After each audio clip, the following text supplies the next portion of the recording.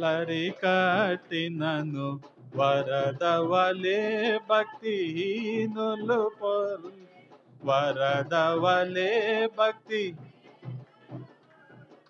విడువక నన్ను ఎడబాయని విడువక నన్ను విడువక నన్ను విడువక నన్ను ఎడబాయని యెహోవా నా బలమా యథార్థమైనది పరిపూర్ణమైనది యెహోవా. పరిశుద్ధుడా, ప్రేమ కలిగిన తండ్రి, ఈ ఉదయకాల సమయంలో మిమ్మల్ని స్తుతించటానికి నాయన మీరు చూపిన కృపను బట్టి స్తోత్రాలు. ఆయన ప్రతి బలహీనతను దూరం చేసి మీ శక్తితో నింపండి. మా స్తుతుల మీద సింహాసనాసీనుడై ఉన్న దేవుడా, మా స్తుతి ఆరాధన అంతటిని మీకే సమర్పిస్తూ యేసయ్య పరిశుద్ధ నామంలో అడిగి వేడుకుంటున్నాము పరమ తండ్రి, ఆమేన్.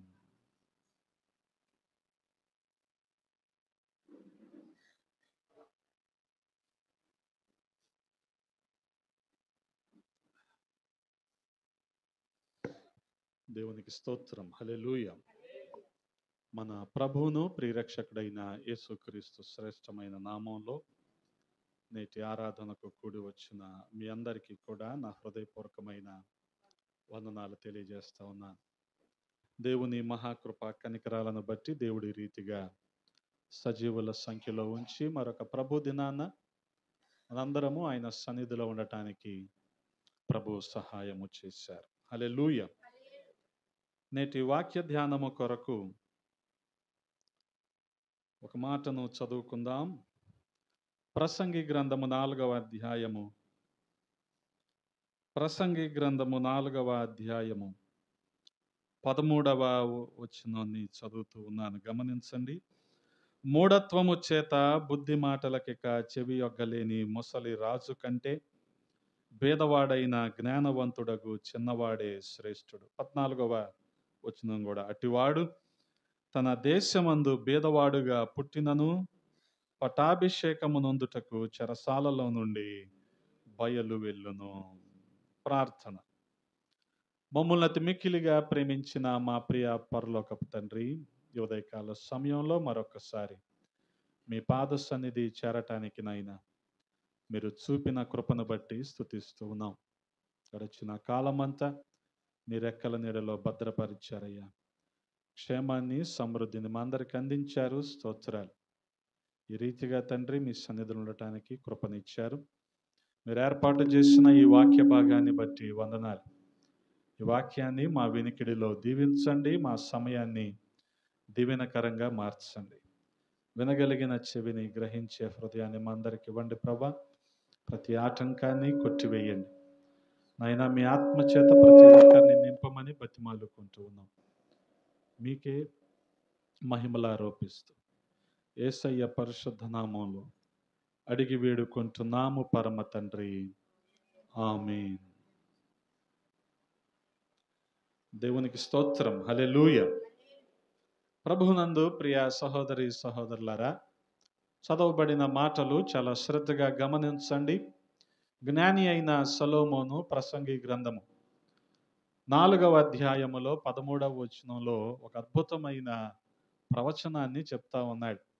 చూడగలిగితే మూఢత్వము చేత బుద్ధి మాటలకిక చెవి యొగ్గలేని ముసలి రాజు కంటే భేదవాడైన జ్ఞానవంతుడగు చిన్నవాడే శ్రేష్ఠుడు అంటున్నాడు. గమనించండి.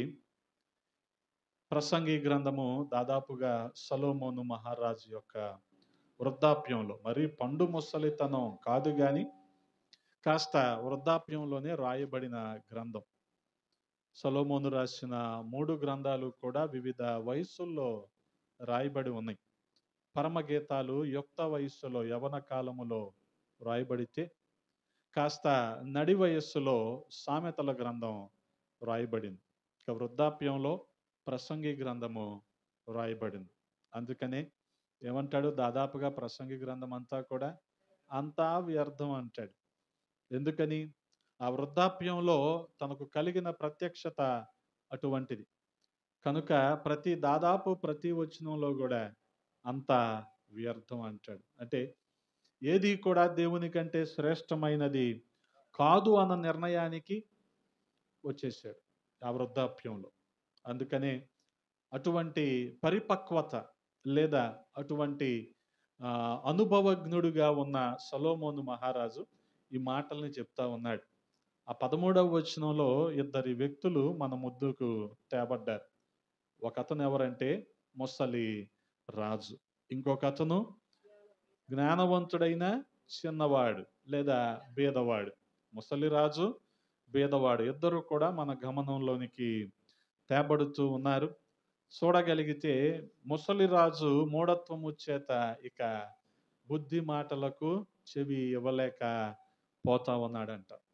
ఇటువంటి ముసలి రాజు కంటే బీదవాడైన ఈ చిన్నవాడు జ్ఞానవంతుడు, వీడు గొప్పవాడు అని మాట్లాడుతూ ఉన్నాడు. ఈ బీదవాడు ఎలాగుంటాడంట?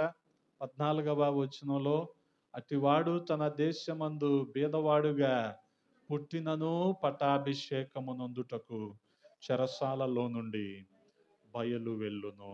హల్లెలూయా! గొప్ప ప్రవచనం. బహుశా వాస్తవానికి ఈ మాటలు రాస్తూ ఉన్నప్పుడు సొలొమోనుకు తన నిజస్థితి అర్థమై ఉండకపోవచ్చు. కానీ తన భవిష్యత్తులో ఇదే జరిగింది సొలొమోను మహారాజు జీవితంలో. తను జ్ఞానవంతుడే, కానీ వృద్ధాప్యంలో దేవుని మాటలను పెడచెవిన పెట్టి దేవుని మాటలకు విధేయత చూపించకుండా ఒక రకమైన మూర్ఖతలోనికి వెళ్ళిపోయి అన్యజనులైన అనేక మంది స్త్రీలను వివాహము చేసుకొని దేవుని కృప నుండి తొలగిపోయాడు. ఈ మాటలు రాసేటప్పుడు బహుశా తన భవిష్యత్తు ఏంటో అర్థం కాలేదు, కానీ వాస్తవానికి ఇది ఒక ప్రవచనం అనుకుంటే ఈ ప్రవచనము సొలొమోను మహారాజు జీవితంలో నెరవేరింది. ఇంకా ముసలితనంలో ఇంకేంటి వాళ్ళు నాకు చెప్పేది, ఇక నేనే జ్ఞానవంతుణ్ణి, ఇక నేను ఎవరి మాట వినాలి, నాకంటే అనుభవజ్ఞులు ఎవరూ లేరు, ఇశ్రాయేలును నేను ఎంతకాలం పరిపాలించాను, నా పరిపాలనలోనే ఇశ్రాయేలీలకు ఒక మందిరము ఏర్పాటు చేయబడి ఉంది, ఆ మందిరములో దేవుని సన్నిధి ప్రసన్నత ఉంది, ఎంతకంటే ఎవరు బాగా పరిపాలిస్తారు అని అనుకున్నాడు. కానీ వాస్తవానికి తన మూర్ఖతను బట్టి దేవుని మాటలను వినకుండా మరి ఎంతో శాపాన్ని కొనదెచ్చుకున్నట్లుగా మనం చూస్తా ఉన్నాం. ఇకపోతే ఈ రెండవ వ్యక్తి కూడా మన ముందుకు తేబడ్డాడుగా, బీదవాడు. ఎవరు ఈ బీదవాడు అంటే యెరోబాము.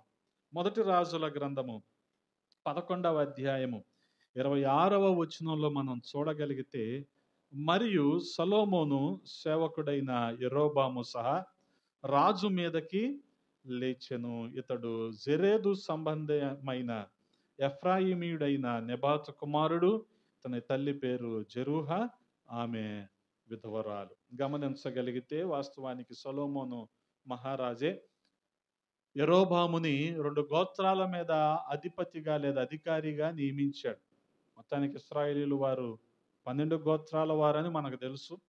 ఈ 12 గోత్రాల్లో 2 గోత్రాల వారి మీదకు అధికారిగా యెరోబాము నియమించబడ్డాడు. ఎలాంటి వాడంట యెరోబాము?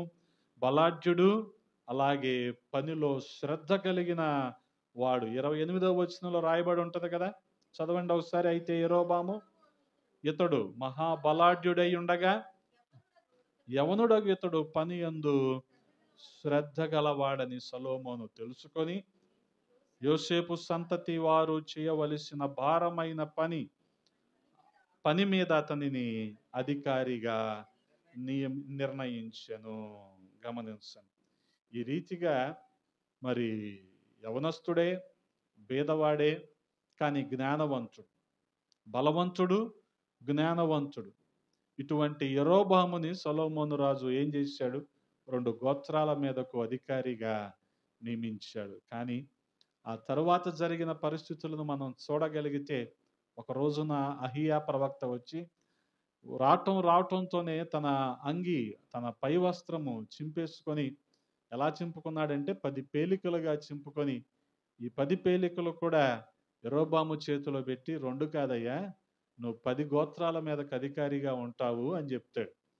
ఇదొక గొప్ప ప్రవచనం. వాస్తవానికి హేరోదు ఏమనుకున్నాడు? యూదులకు రాజుగా ఒక ఆయన పుట్టాడంట. మేము చూడటానికి వచ్చామని జ్ఞానులంటే ఆయనేమన్నాడు? నేను బతికుండగా వేరొక రాజు ఏంటి అనుకున్నాడా?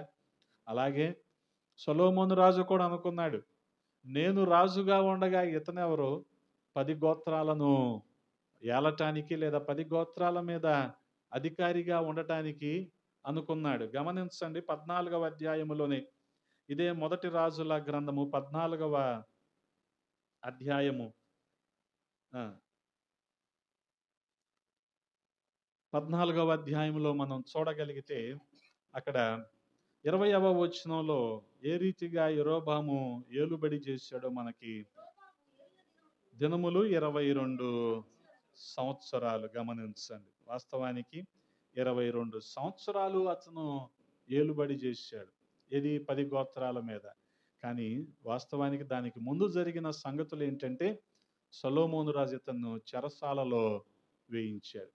ఎటు నేనుండగా ఇంకొక రాజా అని. ఆ రీతిగా ఇక్కడ ఇశ్రాయేలు వారి నుంచి తప్పించుకొని ఐగుప్తులో తలదాచుకొని చెరసాలలో ఉండి సొలొమోను రాజు చనిపోయిన తరువాత యరొబాము మళ్ళీ ఇశ్రాయేలు ప్రాంతానికి తిరిగి వచ్చినట్లు ఆ 2-3 అధ్యాయాల్లో మనం చూస్తూ ఉంటాం. 12వ అధ్యాయములో 13వ అధ్యాయములో ఈ విషయాలన్నీ కూడా మనకి కనబడుతూ ఉంటాయి. ఇక 14వ అధ్యాయంలో చెప్తున్నారు కదా, ఏమంటున్నారు? 22 సంవత్సరాలు పరిపాలించాడంట. గమనించండి. వాస్తవానికి ఇప్పుడు 14వ వచనంలో చెప్పబడిన ఆ ప్రవచనం ఎవరి పట్ల నెరవేరిందండి? యరొబాము పట్ల నెరవేరింది. ఏమంటున్నాడు? అట్టివాడు తన దేశమందు బీదవాడుగా పుట్టినను పట్టాభిషేకము నొందుటకు చెరసాలలో నుండి బయలు. ఇప్పుడు ఎవరు వచ్చారు ఆ రకంగా చెరసాలలో నుంచి? యరొబాము వచ్చాడు. వచ్చి 22 సంవత్సరాలు ఇశ్రాయేలు వారిని పరిపాలించాడు. హల్లెలూయా. అందుకనే ఇప్పుడు సొలొమోను శ్రేష్ఠుడా లేకపోతే యరొబాము శ్రేష్ఠుడా అంటే యరొబాము శ్రేష్ఠుడని చెప్పాలి. కారణం ఏంటి? బీదవాడైనా సరే జ్ఞానవంతుడు, బలవంతుడు, చెరసాలలో నుండి డైరెక్ట్గా వచ్చి పట్టాభిషేకం పొంది తన ప్రజలందరినీ కూడా పరిపాలించినవాడు. మరి సొలొమోనుకు వచ్చిన నష్టం ఏంటంటే గమనించండి, ఆ వృద్ధాప్యంలో దేవుని మాటలకు చెవి ఇవ్వలేకపోయాడు. దేవుని ఆజ్ఞలను అనుసరించలేకపోయాడు. ముసలి రాజు అంటారు కదా, చాలా మంది ఏజ్ పెరిగే కొద్ది ఎక్స్పీరియన్స్ పెరుగుద్ది అంటారు, కానీ చాలా మందికి పెరగదు, మూర్ఖత్వం పెరుగుద్ది. ఇప్పుడు సొలొమోను రాజుకు పెరిగింది కూడా అదే. అందుకని ఏం రాయబడి ఉంది 13వ వచనంలో? మూఢత్వము చేత బుద్ధి మాటలకిక చెవి యొగ్గలేని ముసలి రాజు. గమనించాలి. కానీ మనోళ్ళు ఏమనుకుంటారంటే 40 ఏళ్ళోడు 45 ఏళ్ళోడు సీఎం అయితే ఒప్పుకోరు. 60 ఏళ్ళకి అవ్వాలి. 60 ఏళ్ళకి ఏం చేస్తావు నువ్వు కదా? రోజుకి ఎన్ని బీపీ ట్యాబ్లెట్లు వేస్తావు, ఎన్ని షుగర్ ట్యాబ్లెట్లు వేస్తావు, ఎన్నిసార్లు డయాలసిస్ చేసుకుంటావు కదా? కానీ మన వాళ్ళకి నచ్చదు. అందుకని ఎక్కడి నుంచి రావాలి? ఇప్పుడు జైల్లో నుంచి రావాలి. అలాగే ఉంది పరిస్థితి. మరి ఇప్పుడు జ్ఞాని అయిన సొలొమోను ఇటువంటి ప్రవచనమే చెప్పాడు. అయ్యే నెరవేర్చని ఈ రోజుల్లో కూడా ఎవరెంతకాలం ఎక్కువ రోజులు జైల్లో ఉండి వాళ్ళే సీఎంలు అవుతున్నారు. ముఖ్యంగా మొన్న వార్తల్లో కూడా అంటున్నారు కదా, చర్రపల్లి జైలు వాస్తు బాగా అందరికీ కలిసి వచ్చిందంట. అక్కడ ఉన్న వాళ్ళందరూ అలాగని అందరిని వెళ్ళమని కాదు, వాళ్ళకి అలాగ సెట్ అయింది అంతే. అది ఎంతవరకు ఇదో మరి ఆ వార్తలలో చెప్తారు. కానీ తర్వాత వాస్తవానికి ఇక్కడ సొలొమోను రాజు చెప్పిన ఈ 2 వచనాల్లో ఉన్న ప్రవచనాలు మాత్రం సొలొమోను రాజులో నెరవేరాయి, అలాగే యరొబాములో కూడా నెరవేరాయి. అందుకని గమనించగలిగితే మొదటి రాజుల గ్రంథంలోనే ఈ విషయాలన్నీ కూడా మనం చూస్తూ ఉన్నాం. వాస్తవానికి ఇంత కృప అనుభవించినప్పటికీ ఒకానొక పరిస్థితుల్లో యరొబాము కూడా హృదయంలో తప్పిపోయాడు. ఎందుకని అంటారు? ఇర్మియా అంటాడు కదా, 17వ అధ్యాయము ఇర్మియా గ్రంథము 17వ అధ్యాయం 9వ వచనంలో, హృదయం అన్నిటికంటే మోసకరమైనది, ఘోరమైన వ్యాధి కలది కదా. ఎందుకని? ప్రతి ఆలోచన అక్కడి నుంచే ప్రారంభం అవుతుంది. దానికి కారణంగా క్రియలు మారిపోతాయి. మాటలు మారిపోతాయి. 22 సంవత్సరాలు ఏలుబడి చేశాడు, బాగానే ఉంది. ఆఖరిలో అతను చేసిన పొరపాటు ఏంటంటే విగ్రహారాధనలో పడిపోయాడు. దేవతలు దూడలను, ఈ బంగారు దూడలను ఏర్పాటు చేసి, దేవతా విగ్రహాలు ఏర్పాటు చేసి, మరి విగ్రహారాధనలో పడిపోయినట్టుగా మనం చూస్తా ఉన్నాం. మరొక వ్యక్తిని కూడా నేను జ్ఞాపకం చేస్తాను. ఎవరంటే యోసేపు. బహుశ్రమలు అనుభవించాడు. బహుశ్రమలు అనుభవించాడు.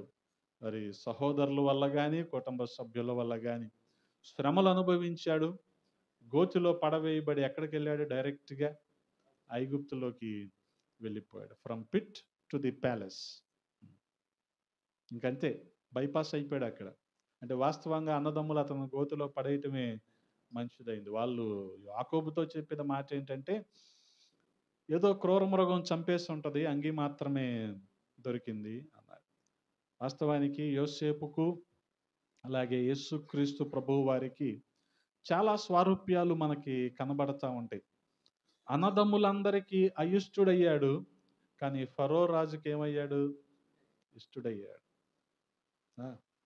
యేసుక్రీస్తు ప్రభువారు కూడా స్వజనులకు అయిష్టుడయ్యాడు, కానీ తండ్రి అయిన దేవునికి ఇష్టుడయ్యాడు. స్వజనులు ఎప్పుడు రాళ్ళు పెట్టి కొడదామా, ఎప్పుడు ఇతనిలో తప్పులు ఎతుకుదామా, ఎప్పుడు ఇతన్ని ఇది చేద్దామని చూశారు. కానీ ఆయన ఎవరికి ఇష్టుడిగా ఉన్నాడు? దేవునికి, తండ్రి అయిన దేవునికి ఇష్టుడిగా ఉన్నాడు. వాస్తవానికి గమనించగలిగితే చెరసాలలోకి వెళ్ళిపోయాడు. అక్కడ ఒక కళను గురించిన భావం, కళలు అంతకుముందు చాలా వచ్చినాయి. ఇప్పుడు ఆ కళలే కదా అతన్ని కొంప ముంచినాయి కదా.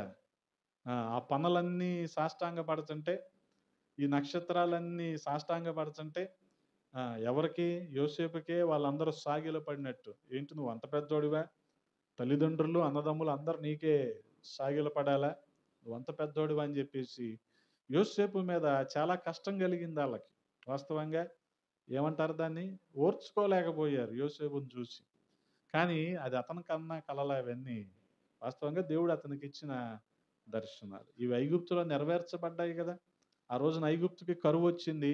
కరువు వచ్చినప్పుడు చుట్టుపక్కల దేశాలందరూ వస్తున్నప్పుడు ఈ అన్నదమ్ములందరూ వచ్చారుగా, సంచులు పట్టుకొని వచ్చారు కదా. ఆ వ్యాన్ వస్తుంది చూడండి, సైరన్ వేసుకుంటా, మొదటి 3-4 తారీఖుల్లో అక్కడికి జనాలు సంచులు పట్టుకొని వెళ్తారా? అలాగే వెళ్ళారన్నమాట వీళ్ళు కూడా యోసేపు దగ్గరికి, ఐగుప్తుకి. మరి ఈ విషయమే అతను దర్శన రీతిగా దేవుడు చూపిస్తే వాళ్ళు దాన్ని ఒప్పుకోలేకపోయారు. గమనించండి. అలాగే ఇటువంటి కళ ఒక అధికారికి వస్తే అది చెరసాల్లో అతను చెప్తే దాని కళభావాన్ని యోసేపు చెప్పిన విధానాన్ని బట్టి ఆ అధికారి మళ్ళీ తన ఉద్యోగం తను సంపాదించుకున్నాడు. సంపాదించుకొని 2 సంవత్సరాలు గడిచిపోయింది, కానీ యోసేపు సంగతి మర్చిపోయాడు. ఏమన్నాడు జైల్లో ఉన్నప్పుడు? నేను బయటికి వెళ్ళి నేను బాగుంటే నీ సంగతి కూడా నేను కూడా చూసుకుంటాను అన్నాడు. కానీ 2 సంవత్సరాలు దాటిపోయింది. 2 సంవత్సరాలు దాటిపోయిన తర్వాత ఏమొస్తుంది? 3వ సంవత్సరం వస్తుంది. ఇంకేమొస్తుంది కదా. ఈ 3 సంఖ్య కూడా యోసేపు జీవితాన్ని మార్చేసింది. ఈ 3వ సంవత్సరంలో ఫరోకు వచ్చిన కళ, ఈ కళ భావం గురించి అందరూ తలలు పట్టుకుంటా ఉంటుంటే అప్పుడు ఈ అధికారి చెప్పాడు, ఇదిగో జైల్లో నేను ఉన్నప్పుడండి ఫలానా యోసేపు అనే కుర్రాడు యవనస్తుడు నాకు ఈ కళ భావాలన్నీ చెప్పాడు, అతన్ని పిలుద్దామంటే అతన్ని చెరసాల్లోంచి తీసుకొచ్చారు, క్షవరం చేయించారు నీట్గా. అసలు మంచిగా అధికారి ముందుకు ఎలా తీసుకెళ్తారు అలాగా చక్కగా తీసుకెళ్లారు. 3వ సంవత్సరం. ఈ 3 సంఖ్య కూడా యేసుక్రీస్తు ప్రభువు వారి జీవితంలో చాలా సందర్భాల్లో మనం చూస్తాం కదా. ఆయన చనిపోయి 3వ రోజున హల్లెలూయా.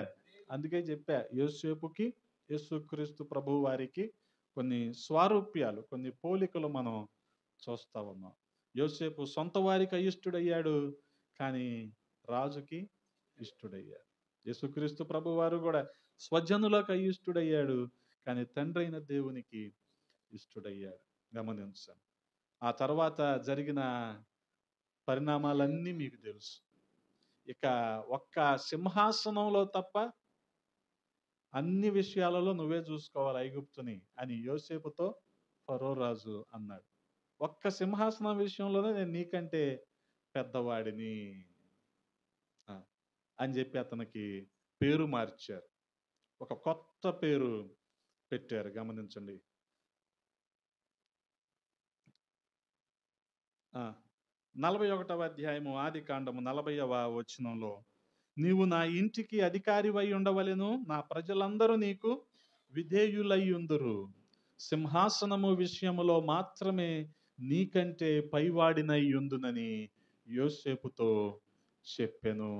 గమనించండి. ఎప్పుడు ఇదంతా 41వ అధ్యాయం ప్రారంభంలో చూడగలిగితే 2 ఏండ్లు గడచిన తరువాత ఫరో ఒక కలగనెను. 3వ సంవత్సరంలో, అంటే 3వ సంఖ్య, 3 అనే సంఖ్య కూడా గమనించండి యోసేపు జీవితంలో మనం చూస్తూ ఉంటాం.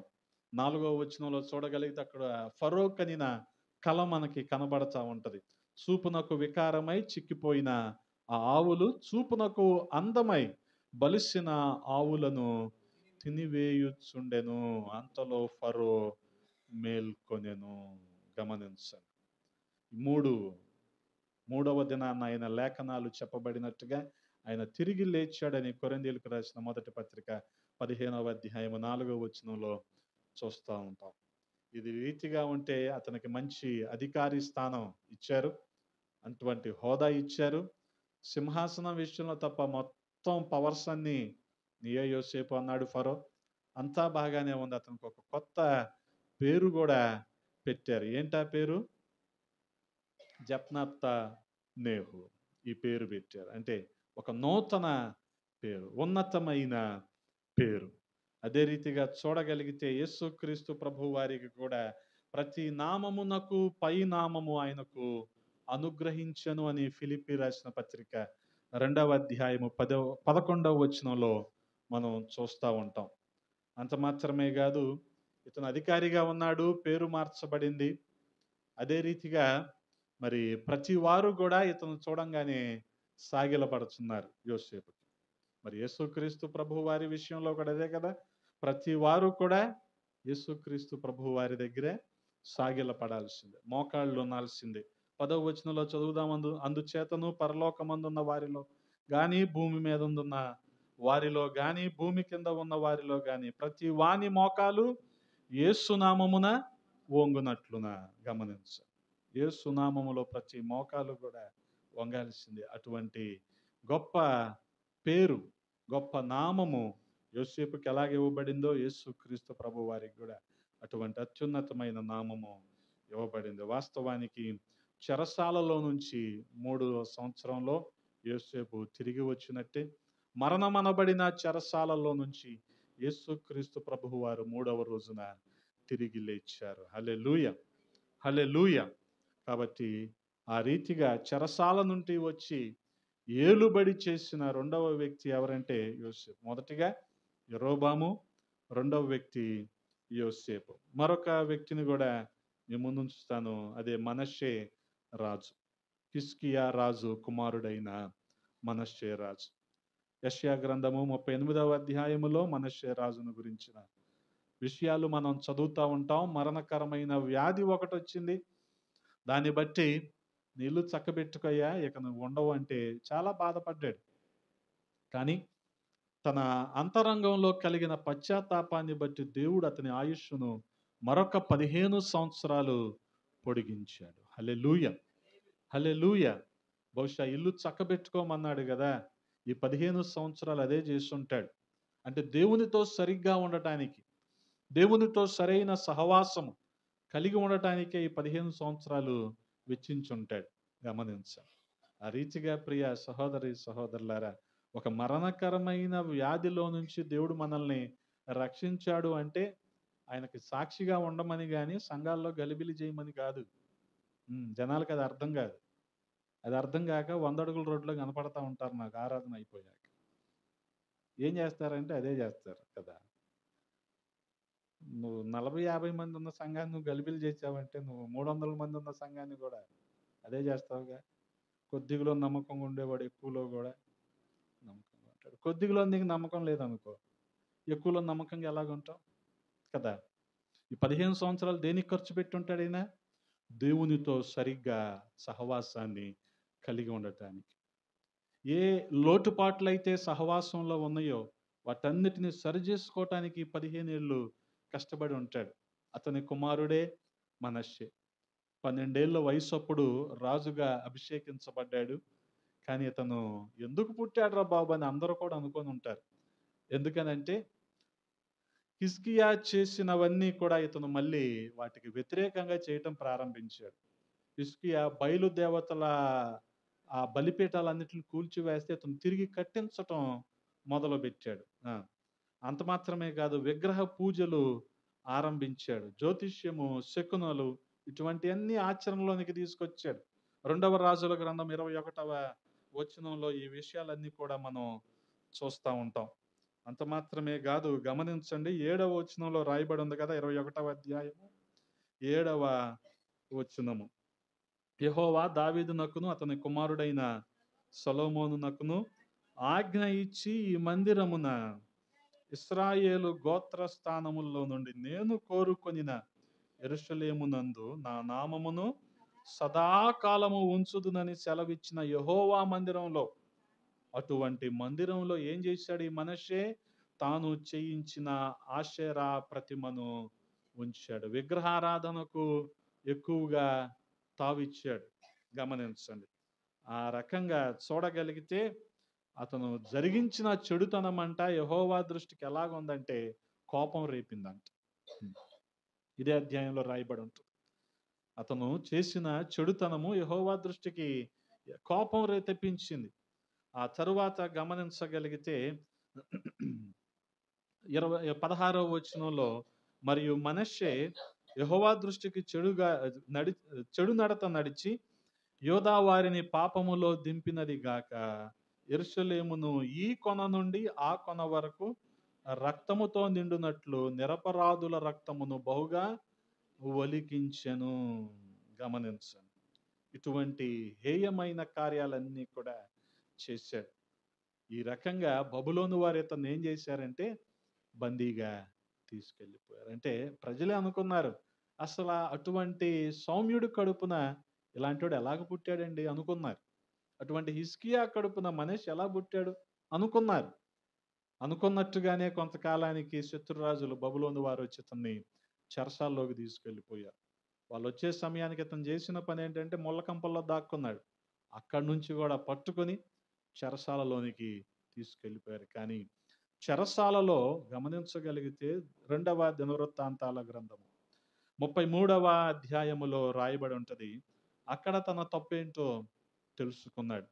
తెలుసుకొని ఆ తరువాత తనను తాను పశ్చాత్తాపపడి సరిచేసుకొని మళ్ళీ విడిచిపెట్టబడిన తరువాత ఇశ్రాయేలు వారిని చాలా సంవత్సరాలు ఏలుబడి చేసినట్లు మనం చూస్తూ ఉంటాం.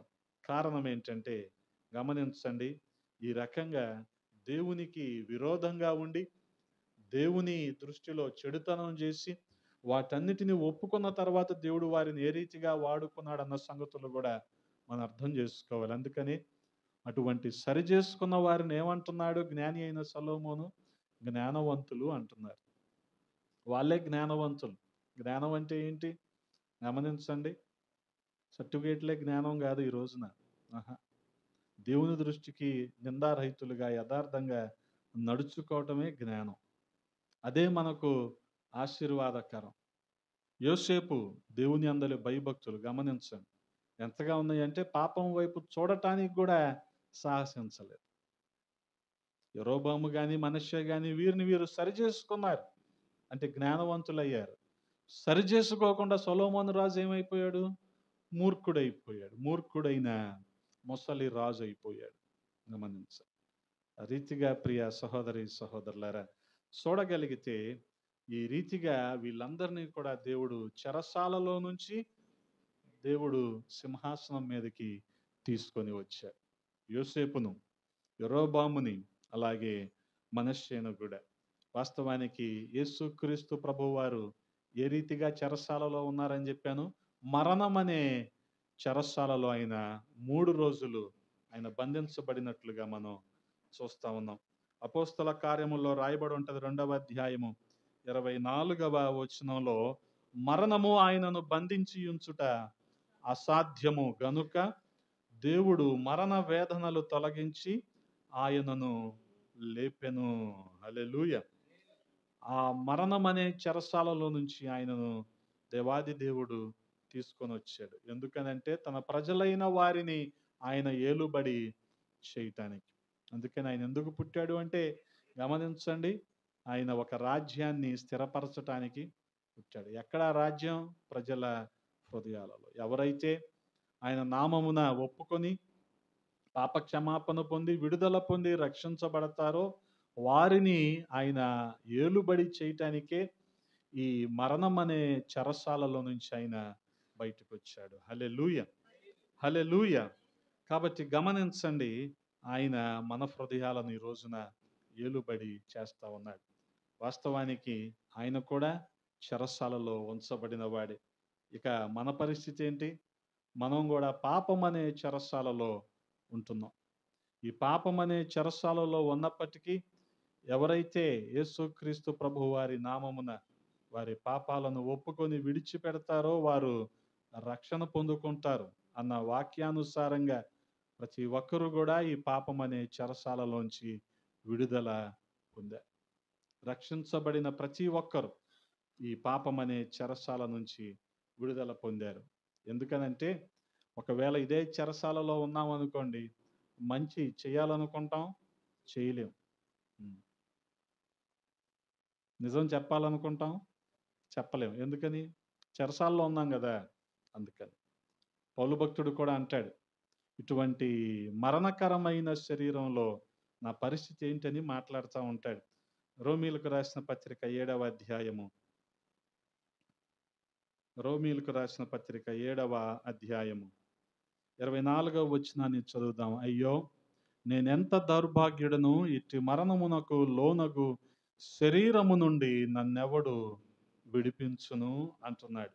ఇది మరణానికి లోనయ్యే శరీరం, అంటే పాపానికి లోనైన శరీరం. పాపము చేసే ప్రతి వారు కూడా పాపానికి దాసులే. అంటే పాపము చేతిలో బందీలుగా ఉన్నవాళ్ళే. అటువంటి వారిని దేవాది దేవుడు విడిపించాడు. హల్లెలూయా. ఇటువంటి బంధకాల్లో ఉన్నప్పుడు ఎవరైతే ఆయనకు మొరపెట్టుకుంటారో, గమనించండి, ఐగుప్తు బానిసత్వంలో కూడా ఉన్నప్పుడు ఇశ్రాయేలీలు మొరపెట్టుకున్నారు. మొరపెట్టుకుంటే ఆయన ఏమన్నాడు? నిర్గమాకాండం 3వ అధ్యాయంలో, నేను ఉన్నాను, నేను విన్నాను, నేను చూశాను అన్నాడు. అన్నాడా లేదా? ఐగుప్తీయులు మిమ్మల్ని కష్టపెట్టడం నేను చూశాను, మీ కన్నీళ్లు నేను చూశాను, మీరు ప్రార్థన చేయటం, మీరు మొరపెట్టుకోవటం నేను విన్నాను. అందుకని ఎవరిని పంపించాడు ఆయన? మోషేని పంపించాడు. హల్లెలూయా. ఆ రీతిగా యెషయా ప్రవక్త అంటాడు 49వ అధ్యాయము 8వ వచనంలో, యెహోవా ఇలాగు సెలవిచ్చుచున్నాడు, అనుకూల సమయమునందు నేను నీ మొర్రను ఆలకించి నీకు ఉత్తరం ఇచ్చి తిని, రక్షణ దినమందు నిన్ను ఆదుకొంటిని. బయలువెల్లుడి అని బంధింపబడిన వారితోనూ, బయటికి రండి అని చీకటిలోనున్న వారితోనూ చెప్పుచు దేశమును చక్కపరిచి పాడైన స్వాస్థ్యములను పంచి పెట్టుటకై నిన్ను కాపాడి ప్రజలకు నిబంధనగా నియమించి తిని అన్నాడు. గమనించండి, ఎప్పుడు? అనుకూల సమయమందు ఎవరైతే మొరపెట్టుకున్నారో వారందరినీ కూడా ఆయన విడిపించాడు. హల్లెలూయా, హల్లెలూయా. అందుకనే కొరింథీయులకు రాసిన పత్రికలో కూడా పౌలు భక్తుడు అంటాడు, 2వ పత్రిక 6వ అధ్యాయము 2వ వచనంలో, అనుకూల సమయమందు నీ మొర్రను ఆలకించి తిని, రక్షణ దినమందు నిన్ను ఆదుకొంటిని అని ఆయన చెప్పుచున్నాడు కదా. గమనించండి, అనుకూల సమయం. బహుశా వీరు దాదాపు 400 సంవత్సరాలు ఆ బానిసత్వంలోనే ఉండిపోయారు ఐగుప్తు వెళ్ళి. కానీ అనుకూల సమయంలో దేవుడు తన మోషేను పంపించి ఆ రీతిగా ఇశ్రాయేలు అందరూ వారిని కూడా ఆయన విడిపించాడు. హల్లెలూయా. అదే రీతిగా నేటి దినాన్న మనిషి పాపానికి బానిస అయిపోయి, దాసుడైపోయి, పాపం అనే చెరసాలలో ఉండిపోతుండగా దేవాది దేవుడు విడిపించాడు. హల్లెలూయా. హల్లెలూయా. ఆయన తన కృపాబాహుల్యము చేత మనల్ని ఆయన రక్షించుకున్నాడు. అందుకనే గమనించండి, ఇదే మిక్కిలి అనుకూల సమయము, ఇదే రక్షణ దినం. ఒకవేళ ఇంకా అదే బంధకాల్లో ఉండిపోయి రక్షణ లేకుండా ఇంకా కొనసాగుతూ ఉంటే ప్రభు పిలుస్తూ ఉన్నాడు, ఇదే మిక్కిలి అనుకూల సమయం అంటున్నాడు. రేపు చూద్దాంలే, ఎల్లుండి చూద్దాంలే, ఈ 2 రోజులు పండగ అయ్యాక చూద్దాంలే. ఈ 2 రోజుల్లో ఏం పోయింది నీకు కదా? ఏమంత ఇది చేయాలి? ఆ? కాదు, ఈరోజే గమనించు. ఎందుకని? నిన్న శనివారం ఆయన రాలేదంటే ఈరోజు వస్తాడేమో. అందుకని సిద్ధంగా ఉండాలి. మన పని ఎప్పుడు అదే. సిద్ధపాటు మనం కలిగి ఉండాలి. 2023లో రాలేదంటే 24లో వస్తాడు ఆయన. ఆయన ఎదుర్కోవటానికి మనం సిద్ధంగా ఉండాలి. ఎవరు ఎత్తబడతారు? ఫుల్ వైట్ వేసిన వాళ్ళు ఎత్తబడతారా? హాఫ్ వైట్ వేసిన వాళ్ళు ఎత్తబడతారా? కాదు. సార్వత్రిక క్రైస్తవ సంఘం ఎవరు సిద్ధపడ్డారో వాళ్ళు ఎత్తబడతారు. కానీ జనాలు ఏం చెప్తారు? స్టెల్లా కాలేజ్ ఆడిటోరియంలో వాళ్ళే ఎత్తబడతారు, ఫలానా చోట వాళ్ళే ఎత్తబడతారు అని చెప్పుకుంటూ ఉంటారు. అది కాదు విషయం.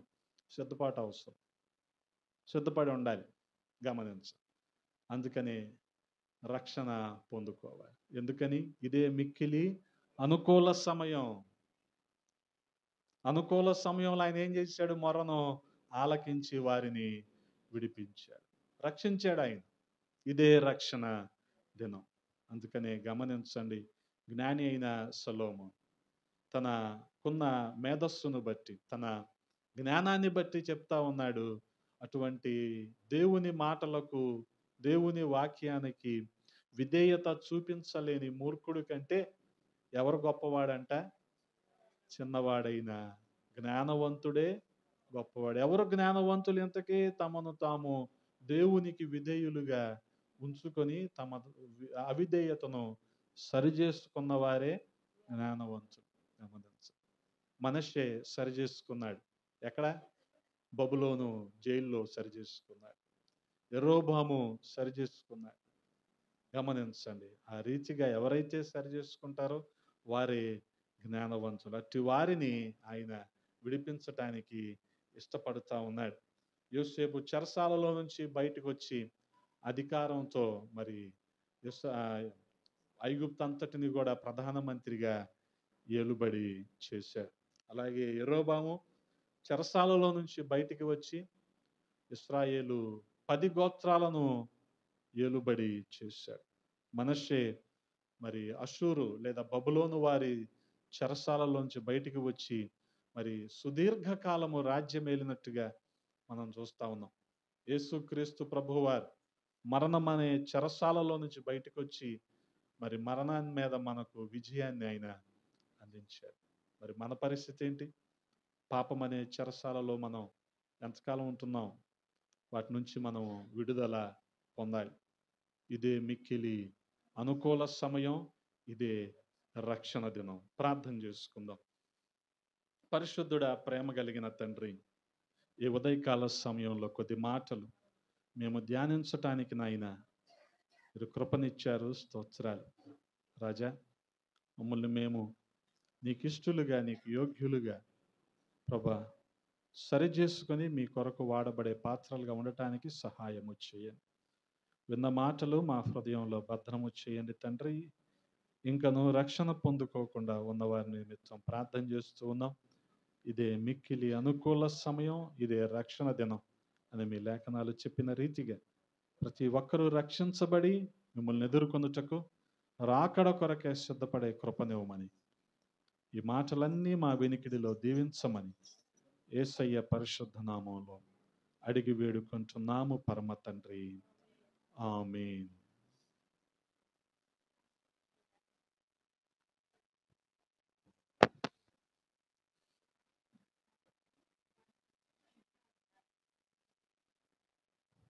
సమయంలో ఒక పాట